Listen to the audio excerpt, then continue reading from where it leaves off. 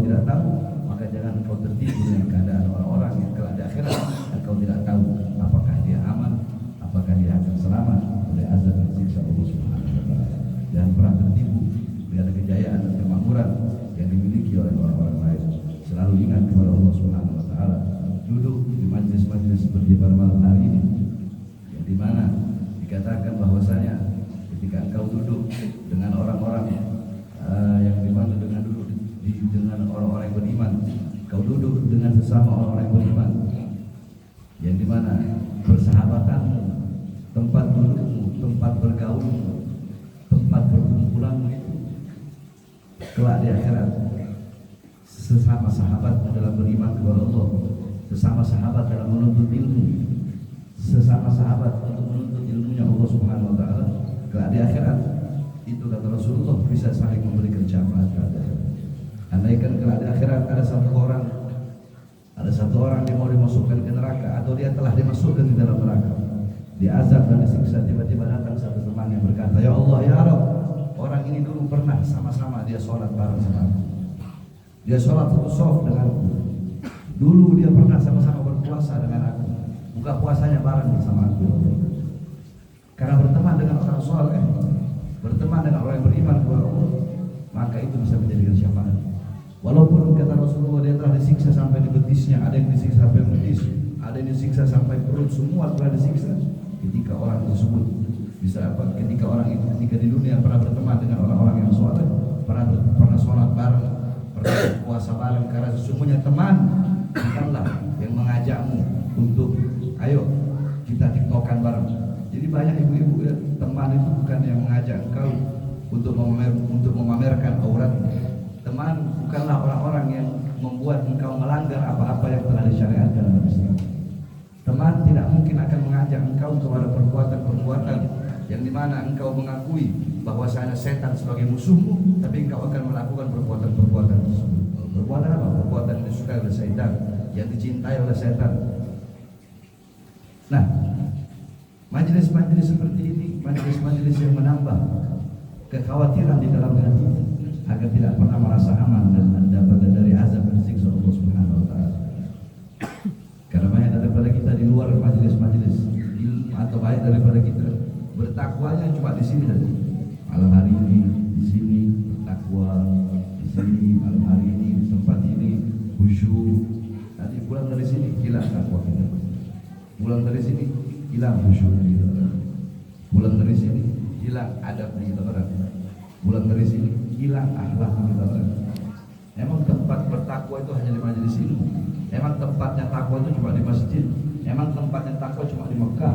Emang tempatnya takwa cuma di Madinah?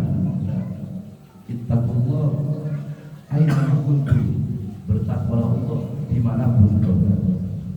Mau di ujung dunia mana kau berada, bertakwalah kepada Allah Subhanahu wa taala. Karena ini bumi kepunyaan Allah, ini bumi miliknya Allah Subhanahu wa taala. Maka tidak ada tempat di muka bumi untuk engkau berbuat dosa kepada Allah, berbuat salah kepada Allah. Ada orang bertanya kepada Ibrahim bin Adham, wahai Ibrahim bin Adham, apakah boleh aku berbuat dosa? Apakah boleh aku berbuat maksiat? Kata Ibrahim bin Adham, ya boleh kau berbuat dosa, boleh kau berbuat maksiat. Tapi sebelum kau berbuat dosa, sebelum kau berbuat maksiat, engkau ingat. Yang pertama, engkau tinggal di mana? Dijawab, aku tinggal di muka bumi Allah Subhanahu wa taala. Kalau kau ingin berbuat dosa, kalau kau ingin bermaksiat, enggak apa-apa, tapi cari tempat yang bukan miliknya Allah Subhanahu wa taala. Apakah ada tempat di dunia ini yang bukan miliknya Allah Subhanahu wa taala?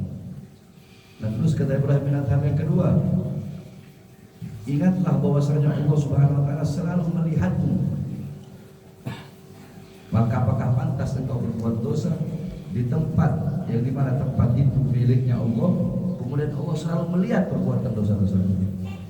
Idza magalani rabbi amastahyaita ta'sini wa tukhfi dhanbi an khalqi wa bil isyani ta'jini. Idza magalani rabbi, bagaimana jika kelak Tuhanku berkata kepadaku, amastahyaita ta'sini, tidakkah kau malu berbuat dosa kepadaku? Tidakkah kau malu berbuat salah kepadaku? Wa tukhfi dhanbi an khalqi, kau tutupi dosa-dosamu di hadapan makhluk. Engkau tutupi dosa-dosamu, engkau tutupi dosa-dosamu di hadapan makhluk-makhlukmu, di hadapan makhluk-makhluknya Allah. Engkau tutupi dosa-dosa, kita tutupi dosa-dosa kita di hadapan makhluk, dan dengan dosa-dosa yang kita tutupi itu, kelak kita akan menghadap Allah Subhanahu wa taala. Engkau punya malu kepada makhluk, tapi kau tidak punya malu kepada Allah.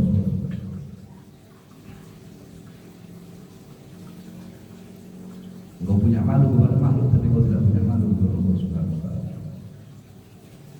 Engkau takut kepada makhluk dan engkau tidak takut kepada Allah Subhanahu wa taala. Kemarin ada beberapa percakapan anak dengan beberapa teman-teman yang mereka berkata, luar biasa AI sekarang itu cerdas, AI itu sekarang canggih, AI itu udah bisa nyanyi, udah bisa ini, bisa ini, bisa ini, bisa ini, bisa ini. Bagaimana pendapat antum? Bagaimana tanggapan antum? Anak bilang, anak tidak kagum dengan hal yang seperti itu. Anak tidak kagum dengan kecerdasan AI, kecerdasan buatan, dan anak tidak kagum. Anak selalu kagum kepada zat yang menciptakan otak-otak yang menciptakan AI. Siapa? Allah Subhanahu. Selain Allah, anak tidak kagum. Yang berilmu selain Allah adalah pencari ilmu. Yang tahu selain Allah itu hakikatnya adalah pencari pengetahuan. Yang maha tahu hanyalah Allah Subhanahu wa taala.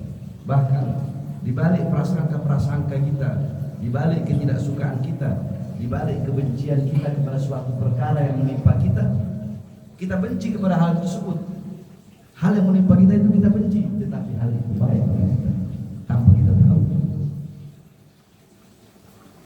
Kita tak suka akan hal-hal yang menimpa kita, kita anggap itu buruk, tapi Allah yang maha tahu. Wa asal takrahu syai'a wa huwa khairul lakum wa asal tuhibbu syai'a wa huwa syarrul lakum wallahu ya'lamu wa antum la ta'lamun. Bisa jadi hal-hal yang tidak kau sukai, bisa jadi hal-hal yang kau benci, itu baik bagimu, dan bisa jadi hal-hal yang kau cintai, hal yang kau sukai, hal yang kau gandrungi, itu buruk bagimu. Allah yang maha tahu, sedangkan kalian tidak tahu apa-apa. Kalian berbuat dosa, mau berbuat dosa nggak apa-apa, tapi cari tempat yang tidak dilihat oleh Allah. Apakah ada tempat yang tidak dilihat oleh Allah? Terus kamu berbuat dosa, kamu berbuat maksiat nggak apa-apa, tapi nanti apabila kematian telah datang kepadamu, maka tundalah kematian tersebut. Andaikan malaikat maut datang ingin mencabut nyawamu, bilang, wahai malaikat, jangan dulu cabut nyawaku, biarkan aku belum bertaubat. Apakah bisa kau menunda datangnya kematian? Kamu berbuat dosa, kamu berbuat maksiat, nggak apa-apa, tapi kelak ketika engkau akan dilempar oleh Zabaniyah ke neraka, maka sampaikan kepada Zabaniyah, wahai Zabaniyah, jangan kau lempar aku ke neraka. Apakah bisa engkau akan apakah bisa engkau meraih Zabaniyah agar tidak melemparmu ke dalam neraka? Jikalau engkau tahu, engkau tinggal di muka buminya Allah, engkau makan dari rezekinya Allah, apakah ada yang bisa memberikan rezeki kepadamu selain Allah SWT? Siapa yang selama ini memberikanmu makan? Jawab, siapa? Siapa yang selama ini memberikanmu minum? Allah. Siapa yang selama ini memberikan kalian pertolongan? Allah. Siapa yang selama ini memberikan kita perlindungan? Allah. Siapa yang selama ini memberikan kita rahmat? Allah. Dan rahmat itu tidak pernah habis. Siapa yang selama ini memberikan kita kasih sayang? Allah. Kasih sayang tidak pernah habis. Siapa yang memberikan kepada kita kesempatan untuk hidup sampai sekarang agar selalu bisa berbuat baik, berbuat taat, berbuat patuh? Siapa? Allah. Siapa yang memberikan kepada kita kesempatan agar apa? Agar kalau kita punya salah, punya dosa, kita bisa bertobat kepada. Siapa yang memberikan kesempatan? Allah. Siapa yang melakukan pergantian antara siang dan malam? Allah. Agar Allah jadikan siang dan malam itu untuk kita beribadah kepadanya, selalu ingat kepadanya. Bukan orang yang ingat ketika siang dan lupa ketika malam, atau sebaliknya, orang yang ingat ketika malam lupa ketika siang. Tapi orang-orang yang ingat kepada Allah baik siang ataupun malam. Orang-orang yang selalu ingat kepada Allah, bersyukur kepada Allah, baik diberikan kesusahan atau dia diberikan kesenangan, baik ketika dia kaya atau ketika dia miskin, baik dia bahagia atau dia menderita. Apapun itu, mau dia bahagia, mau dia menderita, mau dia kaya, mau dia miskin, apapun itu, apabila seseorang tersebut di hatinya diletakkan cahaya-cahaya ilmunya Allah Subhanahu wa taala, diletakkan cahaya-cahaya yang tidak akan masuk kecuali di tempat yang bersih, kecuali di tempat yang telah ditentukan oleh Allah agar sesuatu tersebut masuk di dalamnya dan orang tersebut menjadi pemilik sesuatu yang mulia. Apa itu? Pemilik ilmunya Allah Subhanahu wa taala. Jangankan para pemilik ilmu yang pastinya telah dipilih oleh Allah, orang-orang yang wukuf di Arafah saja diceritakan ada satu orang soleh, beliau wukuf itu hampir 100 kali wukuf di padang Arafah. Nah, wukufnya beliau wukuf satu Arafah, beliau 30 kali wukuf di padang Arafah. Satu kali waktu beliau berkata, ya Allah, wukufku yang ke-30 ini, wukufku yang pertama ya Allah untuk menggugurkan kewajibanku. Wukufku yang kedua aku hadiahkan untuk bapakku. Wukufku yang ketiga aku hadiahkan untuk ibuku. Nah, terus sisanya yang 27 ini aku hadiahkan untuk orang-orang yang wukuf di Arafah. Kemudian tiba-tiba dia tertidur sesaat. Dalam tidurnya terdengar suara, apakah engkau akan berbuat baik kepada yang maha baik? Apakah engkau akan berbuat dermawan kepada yang maha dermawan? Ketahuilah, aku telah mengampuni dosa-dosa orang yang wukuf di Arafah ratusan ribu tahun sebelum aku ciptakan Arafah. Telah aku ampuni dosa-dosa orang-orang yang wukuf di Arafah. Orang-orang yang haji, orang yang wukuf, orang yang dipilih oleh Allah. Maka bagaimana dengan orang-orang yang hatinya diletakkan oleh Allah cahaya yang bisa mengetahui tata cara untuk berhaji kepada Allah Subhanahu wa taala? Apa itu? Ilmunya Allah Subhanahu wa taala. Maka ilmu dikatakan sesuatu yang tidak ada yang lebih mulia darinya. Laisa syai'un a'azza min al-ilm. Tidak ada sesuatu yang lebih mulia, lebih agung selain daripada ilmunya Allah Subhanahu wa taala. Oleh karena sang pemilik ilmu tersebut menjadi orang-orang yang mulia dan dimuliakan oleh Allah. Bahkan Allah memerintahkan hamba-hambanya untuk memuliakan sang para pemilik ilmu. Allah memerintahkan para rasulnya untuk memerintahkan kepada umatnya untuk berlaku mulia, berlaku berhati-hati terhadap para pemilik-pemilik ilmu tersebut. Akrimul ulama, Rasulullah, muliakanlah para ulama, agungkanlah para ulama, para pemilik ilmu. Fa innahu mindallahi rahmah. Karena beliau-beliau di sisi Allah adalah orang-orang yang mulia. Beliau-beliau di sisi Allah adalah golongan-golongan yang mulia. Bahkan di dalam kitab ini lanjutan daripada kemarin, yashfa'u yaumal qiyamah thalathatun, memberikan syafaat pada hari kiamat kelak 3 kelompok. Memberikan kepada memberikan syafaat pada hari kiamat kelak 3 kelompok, 3 golongan yang bisa memberikan syafaat pada hari kiamat. Hari yang dimana tidak berguna harta, hari yang dimana tidak berguna pangkat, hari yang dimana tidak berguna jabatan, hari yang dimana tidak berguna tahta, hari yang tidak berguna kekuasaan, hari yang dimana banyak sekali orang-orang yang ada hanyalah penyesalan, namun penyesalan tidak berguna pada hari. Hari yang dimana seluruh manusia akan dimintai bertanggungjawaban, sekecil apapun kebaikan dan sekecil apapun keburukan. Hari itu adalah hari yang dimana yang selamat adalah yang mendapatkan rahmat, yang selamat adalah yang mendapatkan syafaat. Nah, ada golongan-golongan yang memberikan syafaat. Para nabi, para rasul, mereka memberikan syafaat kepada umat ini masing-masing. Dan bahkan para nabi, para rasul di akhirat, ya, mereka berbondong-bondong untuk meminta syafaat terbesar, syafaat termulia, syafaat teragung. Itu syafaat bagi Nabi Muhammad SAW. Karena semua nabi, semua rasul itu memiliki doa khusus, dan semua nabi dan rasul telah memakai doa khusus mereka selama mereka hidup di dunia, kecuali Nabi Muhammad. Doa khususnya Nabi Muhammad disimpan baik-baik oleh Nabi Muhammad Jibril alaihi salam datang kepada Rasulullah memberikan kabar dengan membawa 5 kain kafan.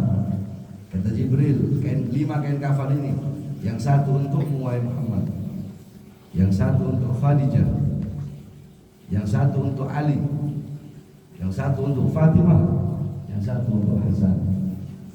Jibril datang bawa 5 kain kafan, yang satu untuk wahai Muhammad, yang satu untuk Khadijah, yang satu untuk Ali, yang satu untuk Fatimah, yang satu untuk Hasan. Husain tidak ada kain kafan karena Husain mati syahid. Husain mati terbunuh, kepalanya akan terlepas dari jasad. Mendengar itu, anaknya yaitu Sayyidatuna Fatimah menangis. Kemudian Sayyidatuna Fatimah berkata, wahai ayah, bukankah setiap nabi, setiap rasul memiliki doa khusus? Berdoalah kepada Allah agar Allah merubah, agar Husain tidak wafat, tidak meninggal dalam keadaan yang begitu sadis seperti ini. Mintakan kepada Allah. Tapi apa jawab Rasulullah? Hai Fatimah, doa khususku ini tidak akan aku pakai di dunia, karena doa khususku ini akan aku pakai kelak di akhirat untuk menolong seluruh umat. Makanya ketika ditanyakan kepada Imam Ali bin Abi Thalib, ma'arjal ayat fil Quran, ya Imam, ayat apa yang paling bisa diharapkan di dalam Al-Quran? Dari semua ayat-ayat yang ada di Al-Quran, yang paling bisa diharapkan itu mana ayat? Beliau jawab, ayat yang paling bisa diharapkan dalam Al-Quran adalah wala sawfa yu'tika rabbuka fatardah. Sampai kapanpun Allah akan tetap memberikan apapun yang kau mau, apapun yang kau minta wahai Muhammad, sampai engkau ridha, sampai engkau puas. Allah tidak akan berhenti memberikan sampai Nabi Muhammad puas. Sedangkan Nabi Muhammad tidak akan ridha sebelum semua umatnya masuk ke dalam surga. Nabi Muhammad tidak akan puas sebelum semua umatnya tidak ada yang masuk ke dalam neraka. Nabi Muhammad tidak akan pernah ridha, tidak akan pernah puas sebelum semua umatnya masuk ke dalam surga Allah Subhanahu. Maka syafaat para nabi, para rasul memberikan syafaat. Teman-teman yang baik memberikan syafaat. Kemudian Al-Quran bisa memberikan syafaat kepada para pembaca. Kita di dunia membaca Al-Quran, Al-Quran itu kelak di akhirat akan menjadi syafaat bagi kita. Al-Quran menjadi syafaat bagi pendengarnya, menjadi syafaat bagi penghafalnya, menjadi syafaat bagi orang-orang yang mengamalkan isi-isi yang ada dalam Al-Quran. Nah, di sini dikatakan ya yaumul qiyamah satu, ya, yang bisa memberikan syafaat pada hari kiamat 3 kelompok, 3 golongan. Al-Anbiya, yang pertama adalah para nabi. Tsummal ulama, kemudian para ulama. Tsumma syuhada, kemudian para syuhada, orang yang mati syahid. Fa'adham bi martabatin yadallu huwa fawqa syahada. Ma'ana warada min fadli syahada. Maka sungguh begitu mulia dan begitu agung martabat, derajat, kedudukan orang-orang yang berilmu yang Rasulullah letakkan derajatnya setelah para nabi. Bukan syuhada dulu baru ulama. Para nabi, kemudian para ulama. Karena apa? Karena di akhirat ketika ditimbang loh, kenapa ulama posisi kedua, syuhada posisi ketiga? Berarti ulama derajatnya lebih mulia daripada syuhada. Sampai kelak di akhirat ketika yuzanu ditimbang tinta para ulama ditimbang dengan darah para syuhada. Di sisi Allah tinta para ulama lebih berat tinta para ulama daripada darah para syuhada. Sebab kenapa?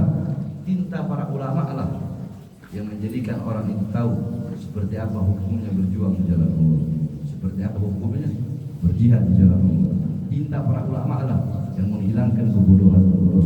Tinta ulama lah yang membuka tabir antara mana yang hak dan mana yang batil, mana yang hitam dan mana yang putih. Tinta para ulama lah yang membawa akan kebenaran Islam.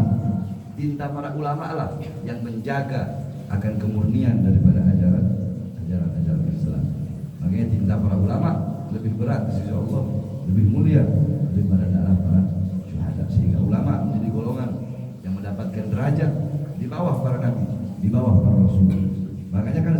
dikatakan dalam kitab Saidul Afkar. Dalam kitab Saidul Afkar, Al-Imam Asy-Syauqi radhiyallahu anhu beliau memiliki syair bunyinya, "Qum lil muallimi wa fihi tabjila, kadal muallim an yakuna rasulah." Berdirilah, berikan penghormatan, muliakanlah gurumu. Berilah penghormatan yang mulia, berilah penghormatan yang agung kepada seorang guru. Kadal muallimu an yakuna rasulah, karena hampir-hampir seorang guru itu menjadi seorang rasul. Hampir-hampir seorang guru menjadi seorang rasul. Jadi kepada guru kita harus memiliki rasa hormat, memiliki rasa ta'zim kepada guru, harus melayani guru. Terserah orang-orang mau mengatakan bahwasanya kita melayani guru itu adalah feodalisme, kita melayani guru itu adalah perbudakan. Mereka adalah orang-orang yang tidak berpakaian pengetahuan. Mereka adalah orang-orang yang pakaiannya adalah ketidaktahuan. Maka tidak usah engkau dengarkan. Saudara-saudara, bukankah Imam Ali bin Abi Thalib radhiyallahu anhu beliau berkata, "Ana 'abdan liman 'allamani harba." Aku adalah budak, aku adalah hamba sahaya bagi orang-orang, siapa orang, bagi guru yang mengajarkanku satu huruf. Kalau aku mau disuruh apapun akan aku lakukan selama bukan bermaksiat kepada Allah Subhanahu wa taala. Kewajibanku sebagai budak akan aku lakukan kepada orang-orang yang mengajarkanku sekalipun satu huruf. Maka saudara-saudara, bagi saya sebagai seorang santri dan sampai hari kiamat tetap akan menjadi seorang santri, berjalan kepada guru, jangankan pakai dengkul. Bagi saya seorang santri, sekalipun kalau bisa mau jalan pakai mata, saya akan berjalan dengan kedua mata saya. Ngerangkanya nggak pakai jongkok, ngerangkanya nggak pakai dengkul, nggak ngesot saya ngesot jalan pakai kedua mata saya untuk merangkak ke hadapan guru saya. Jangankan cuma pakai dengkul, dibilang budak, saya Bahar Smith akan berjalan ke hadapan guru saya yang memberikan ilmu pengetahuan, yang mengajarkan untuk mencintai Allah, yang mengajarkan tentang menyembah Allah Subhanahu wa taala, yang mengajarkan Islam, yang mengajarkan iman, yang mengajarkan makna-makna daripada Al-Qur'an, yang menerangkan daripada hal-hal yang masih kita ragu. Menjadi seorang guru yang menjadi pembimbing bagi hati-hati kita semua, menjadi mata. Ibarat kita orang-orang yang buta, guru adalah matanya kita. Ibarat kita adalah orang-orang yang tuli, para guru adalah telinganya kita. Nah, menghadap guru, jangankan kalau cuma ngesot, kalau kata setuju ngesot, jangankan cuma ngesot pakai dengkul, berjalan kepada guru, saya pakai mata, andaikan bisa pakai mata, saya bakal merangkak pakai kedua mata untuk berjalan menghadap saya punya guru. Karena apa? Karena begitu mulia, begitu agung kedudukan seorang guru. Kalau kita orang zaman sekarang enggak, kebalik. Kalau para santri-santri zaman dahulu, mereka beliau-beliau santri zaman dulu semuanya nunggu guru. Kalau sekarang kebalik, guru yang nunggu murid. Gurunya nunggu murid sekarang. Kalau dulu itu sampai dijelaskan dalam kitab Imbahur Ruwat ala Anba'in Muhad, dijelaskan para ulama-ulama ahli nahwu zaman dulu itu kalau mereka mau belajar, mereka harus masuk dalam goa. Semakin hari itu goa makin sempit, sehingga ketika mereka keluar dari goa tersebut, kulit-kulit mereka ini udah hancur. Kenapa? Karena mereka pengen berada di soft paling depan.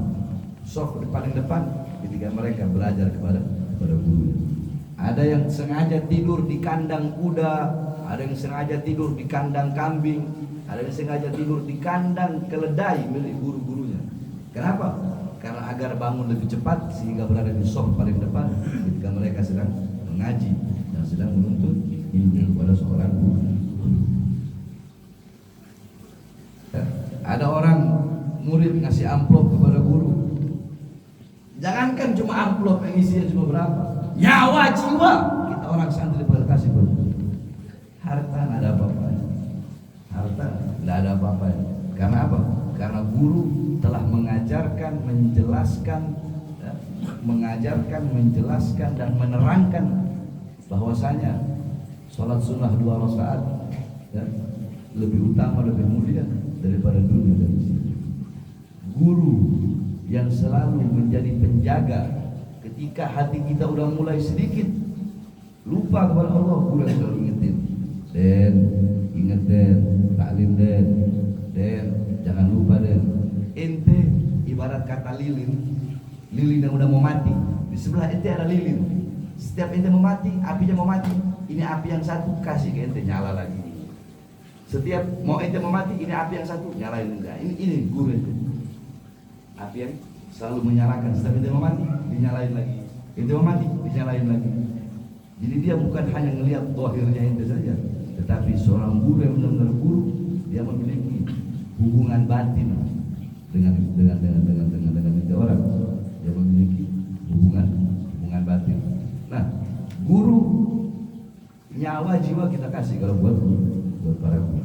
Sebab guru yang membuat kita kenal kepada Allah, guru yang mengajarkan kepada kita seperti apa akhlak, seperti apa adab, seperti apa budi pekerti. Orang ngaji, kita orang ngaji untuk apa? Kita orang ngaji bukan hanya untuk berilmu. Kita orang ngaji agar tahu tata cara beradab. Apa adab-adabnya wudu, agar kita tahu. Apa adab-adabnya bersuci. Bagaimana adabnya kencing. Kalau kita nggak berguru, kalau guru nggak jelaskan, bagaimana kita bisa tahu adabnya kencing, bagaimana adabnya berhubungan badan, bagaimana adab melakukan segala perbuatan apapun, semua ada akhlak, semua ada adab.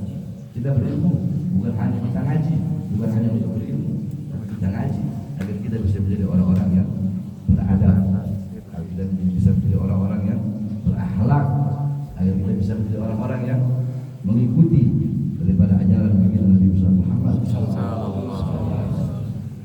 Dan bisa kita agar bisa membalas jasa-jasanya guru kita.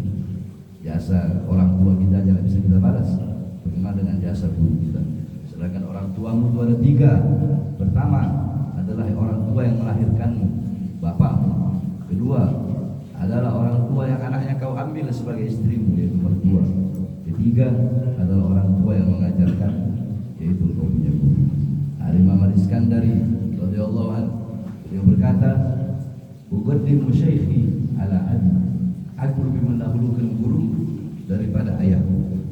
Aku lebih mendahulukan guru, lebih mengutamakan guru daripada ayah. Kok bisa? Di anna abi sababul hayatil baqiyah, sababul hayatil fadiyah, wa syaikhi sababul hayatil baqiyah. Ayahku adalah sebab hidupnya aku di dunia yang akan hancur. Sebab hidupnya aku di dunia yang mana? Sebab adanya aku, selamatnya aku di dunia yang bakal hancur. Dunia ini bakal hancur, dunia ini bakal binasa. Kullu man 'alaiha fan. Segala sesuatu yang ada di atas dunia ini pasti hancur, pasti binasa. Kullu syai'in khaliqun lillah wajh.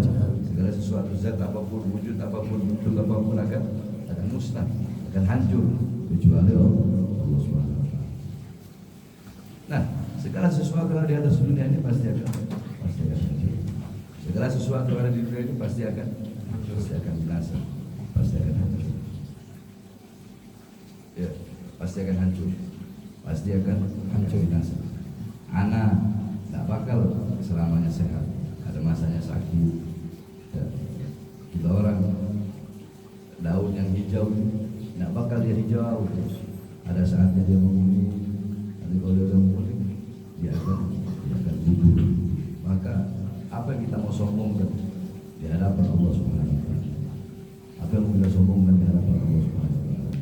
Maka datanglah kepada Allah dengan segala kehinaan-kehinaan. Agar apa? Agar Allah menjadikan engkau hamba-hamba yang dimuliakan oleh Allah Subhanahu wa taala. Beribadahlah engkau kepada Allah dimanapun kau berada, kapanpun kau berada. Di dunia berteman dengan orang-orang soleh, di dunia berteman dengan orang-orang alim, di dunia berteman dengan engkau harus mengetahui hukum, hak-hak daripada ulama, hak-hak daripada seorang guru.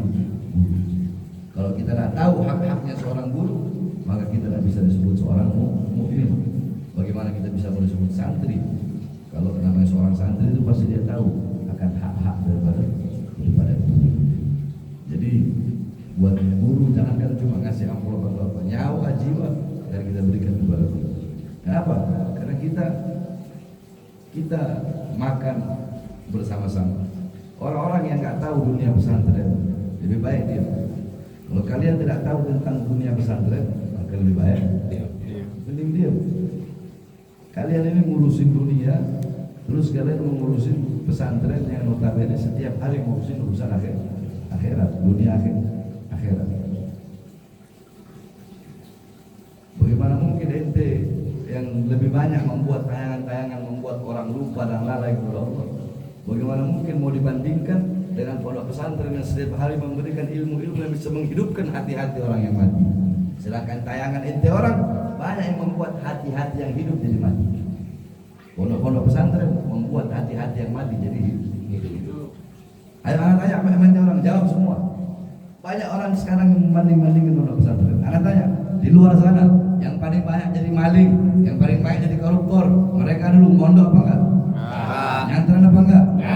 Yang paling banyak jadi koruptor, pejabat kotor, pejabat khianat, pejabat bangsa, terus mereka dulu mondok apa enggak? Nyantren apa enggak? Yang paling banyak jadi pelacur di luar sana dulu mondok apa enggak? Yang paling banyak judi di luar sana dulu mondok apa enggak? Yang mabuk narkoba di luar sana dulu mereka yang paling banyak dulu mondok apa enggak? Nyantren apa enggak? Yang paling banyak berbuat kerusakan di luar sana dulu mereka nyantren apa enggak? Mondok apa enggak? Ketidaktahuan kalian akan akhlak, akan adab, maka lebih baik dia. Makanya ini dikatakan itu pondok pesantren di Lirboyo udah berapa ratus tahun, melahirkan ribuan ulama, melahirkan puluhan ribu para santri, yang dimana para ulama, ya, para kiai-kiai guru kita ini, beliau-beliau, apalagi yang syuyukh yang sudah tua, ya pastinya amal ibadahnya lebih banyak daripada kita. Dan kita orang yang masih muda, pastinya dosa kita, pastinya amal kita lebih sedikit daripada amal kita lebih sedikit. Yang lebih tua, karena lebih tua pasti amalnya lebih banyak, ilmunya pasti lebih. Makanya dikatakan Rasulullah, khairul qurun qarni, tsumma alladziina yalunahum, tsumma alladziina yalunahum. Sebaik-baik masa adalah masaku, kemudian masa setelahku, kemudian masa setelahku. Kita membandingkan masa kita dengan masa ulama-ulama zaman dulu, tidak ada apa-apanya. Tetap masih lebih baik, lebih utama adalah masa-masa yang dahulu. Nah, sedangkan minal musibatil ammah, merupakan musibah, merupakan kerusakan. Katsiru minal mutaakhirin, banyak orang-orang yang akhir, orang-orang yang baru, mereka merasa a'lam, diri mereka lebih tahu, lebih berilmu minal mutaqaddimin daripada ulama-ulama terdahulu. Berani nyenggol ulama, berani nyindir ulama, berani ngomongin tentang ulama, padahal mutaakhirin, padahal bukan orang soleh, padahal kita ahli masih. Makanya Rasulullah bilang kun aliman, adalah orang yang berilmu. Dan bisa jadi orang berilmu, maka kun muta'aliman, adalah orang yang menuntut ilmu. Jadilah santri. Tidak bisa kun mustami'an, jadilah pendengar ilmu, pendengar nasihat. Tidak bisa kun muhibban, adalah pecinta ilmu, pecinta ulama, pecinta orang-orang yang memiliki ilmu. Tidak bisa juga udah nggak bisa jadi ulama, nggak bisa jadi santri, nggak bisa jadi pendengar, nggak bisa jadi pecinta. Bodoh iya, dalam ketidaktahuan iya, maka malah jadi pembenci. Kita harus sadar diri, kita harus tahu diri. Kita ulama bukan, santri bukan, pendengar bukan, maka setidaknya jadilah pecinta para ulama. Karena almarhum Muhammad, cinta itu modalnya kita yang paling enteng itu udah cinta. Paling enteng itu udah cinta. Modalnya kita yang paling cinta kepada Muhammad, cinta kepada orang-orang yang dicintai oleh Allah, cinta kepada orang-orang yang dimuliakan oleh, sehingga ketika kita mencintai orang-orang yang dimuliakan oleh Allah, kita pun akan mendapatkan kemuliaan sebagaimana kemuliaan yang Allah berikan kepada orang-orang yang dicintai oleh Allah. Satu contoh, andaikan ente sama satu ulama, ente begini aja, ente datang ke anak sendiri, atau ente pergi ke rumah siapa sendiri, Sama ente datang ke rumah itu orang dengan ulama, beda nggak perlakuannya? Beda. Ini kalau ente datang sendiri, nanti akan dikasih teh, kuenya 1-2. Tapi ketika ente datang ulama, banyak itu kue, banyak itu buah, banyak itu nasi. Maka ente mendapatkan perlakuan yang apa yang dimakan sebagai ulama, ente makan. Apa yang diminum sebagai ulama, ente minum. Karena kalau ente datang sendiri, perlakuannya tidak sama. Kenapa? Ente kecipratan. Kecipratan apa? Kecipratan barokah. Nah, barokah inilah yang kita cari. Karena kita Ahlussunnah wal Jamaah, kita yakin, kita kelompok yang yakin dengan namanya keberkahan. Sebagaimana para sahabat Nabi Muhammad dulu, mereka berebut keberkahan. Kita zaman sekarang enak nyari barokah, cuma cium tangan sama guru, cium tangan sama kiai, pakai akhlak, adab, sopan santun. Cuma begitu. Sahabat Nabi Muhammad kadu yaktaturuna an wudu'i Rasulullah. Para sahabat Nabi Muhammad itu dulu hampir bunuh-bunuhan. Udah cabut pedang mau bunuh-bunuhan, hanya untuk apa? Hanya berebutan air bekas wudhunya Nabi Muhammad. Air bekas wudhunya Nabi, para sahabat berebutan untuk saling bunuh, hanya untuk berebut bekas air wudhu. Nabi Muhammad kalau dekat kalau keluar kayak riak gitu, keluar gitu, itu semua sahabat berebutan. Riaknya Rasulullah SAW. Apa? Bukan ludah, riaknya Rasulullah SAW. Itu sahabat pada berebutan. Untuk di soft paling depan, para sahabat pun berebutan sampai berselisih paham, saling teriak. Jadi kenapa? Berada di posisi paling depan. Terus untuk apa? Mengambil keberkahan. Karena pastinya keberkahan di belakang Nabi Muhammad dengan di belakang sahabat, di belakang Nabi tidak sama. Tentu lebih utama, lebih mulia langsung di belakang Nabi dengan di belakang soft daripada belakang Nabi Muhammad. Kenapa? Para sahabat melakukan itu untuk mengambil keberkahan dari Nabi Muhammad.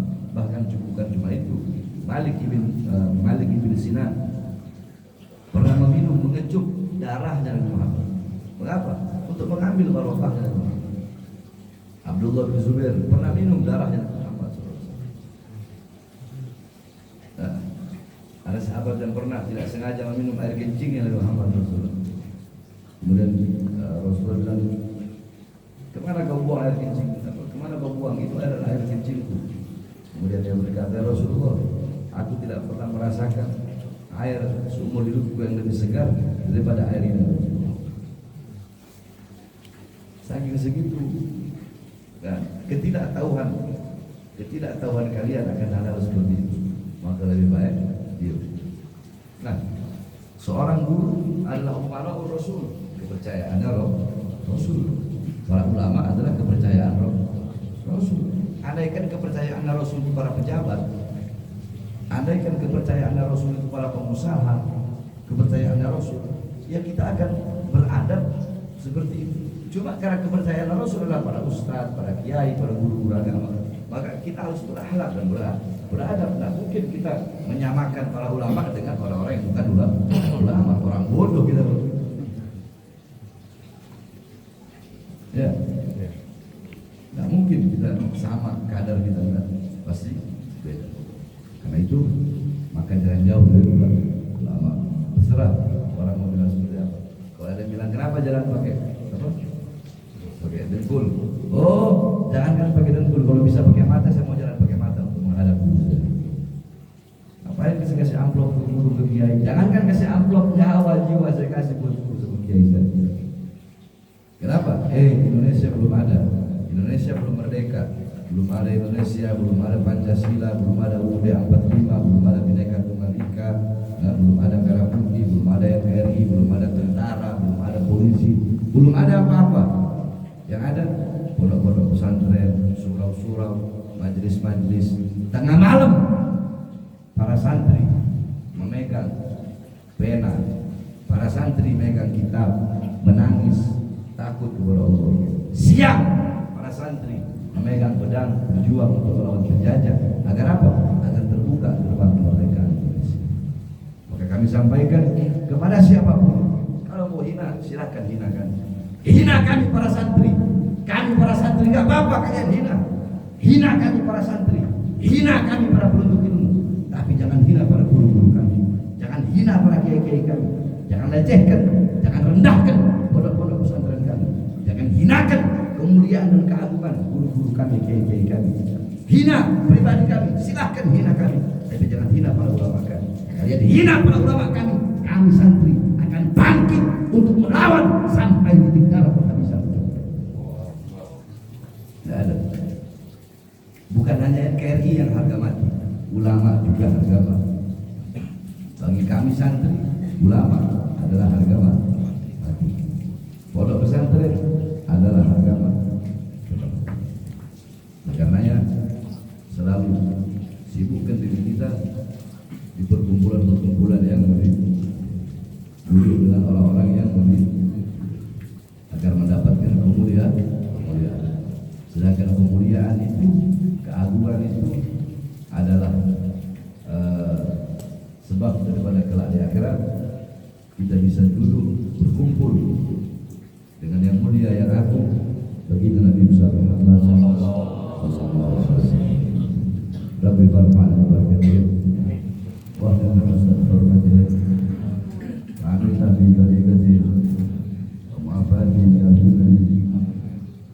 Allahumma arhamna bi rahmatil rahimin warzuqna min khairir raziqin waftah lana min khairir fatihin wa nasura lana min nasirin wa nasura lana min zalimin wa sultan al-jari wa zalimin lana khairir nasirin wa sallallahu alaihi Muhammadin wa alihi wa sahbihi wa sallam walhamdulillahi rabbil alamin.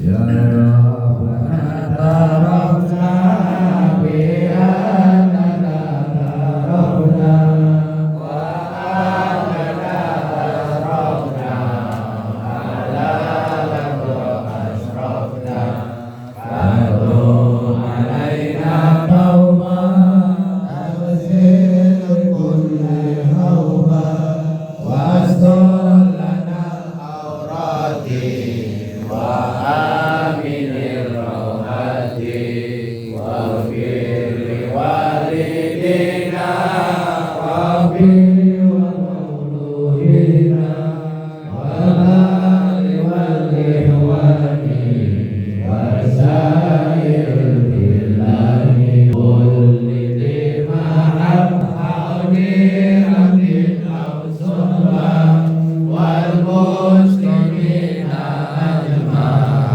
amin rabbi asma badlan wajudan manna labi kisabi minna bil mustafa rasuli wa bi kulli suri sallallahu wa sallam rabbi alaina tahabbi wa alihi wa sahbihi idada tasisubi walhamdulillahi billahi wal tanahi kasiran